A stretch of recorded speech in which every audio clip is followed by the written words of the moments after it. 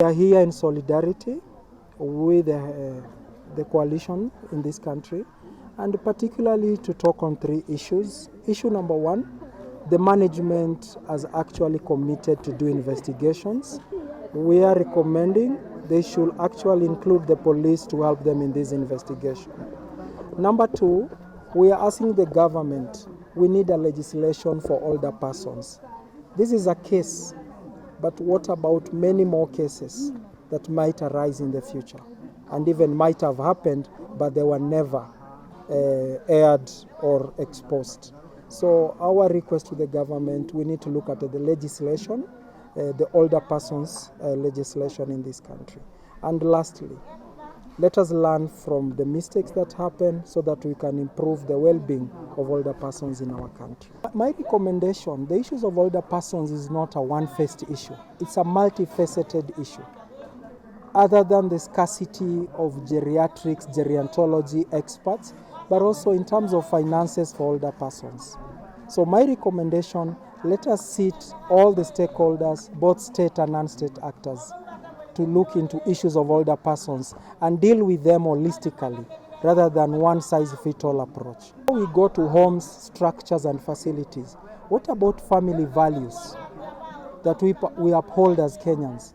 What happened to the Guka and the Shoshos that we are supposed to take care of them? So let's go back to our values as a family, as a community, rather than looking at structures, rather than looking at homes, but also to question when did we start going wrong, that now we are looking at institutions. We can learn from our other countries what has happened with these institutions. Then let's borrow a leaf from the values of families that we know we are supposed to take care of our older persons within the family structures. People, organizations, they have come to visit us, aware that lately we have had an expose that was done in regard to this home. And since that expose was done, we have tried to look at it against our situation here. And we are doing an audit upon ourselves because we cannot ignore anything that is said about us. And we are glad to say that we are looking at the issues around here. To start with, let's say we have a home that is over 50 years old that has served very many people. Some alive, some dead. And even now we have a very big enrollment of old people here, men and women. We accept criticism because it makes us better people. So we are also doing what we would call a SWOT analysis. We are looking at our strengths, we are looking at our weaknesses, we are looking at our opportunities and our threats. And we are glad that other people have come to give us support, even as we undertake to look at what may have gone wrong. Because of course we cannot dismiss a home that is so many years old, because as you can see, there are still people here who need the services. And that's why we are here, to ensure that any mistakes that have happened, we correct them.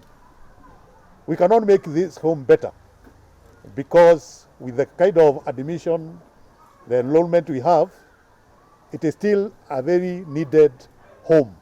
It is still serving people who need it. And therefore we want to build and make better, and we are open to all who would come and would wish to be part of our going forward. We would want to reiterate that this home is very necessary. If you look at the old people who are here, this is a home that is needed. You can count such homes with the fingers of one hand, if not two. There are very few homes of this kind. And as the society is changing, you realize these homes are becoming very necessary, because people have smaller families. These families sometimes do not live with the elderly people. Such elderly people are left sometimes without care. So it is homes like this that will take care of the future of the elderly people. Na mimi nakubaliana na wao kabisa umuhimu wa kuwa na miji homes for the elderly. Juzi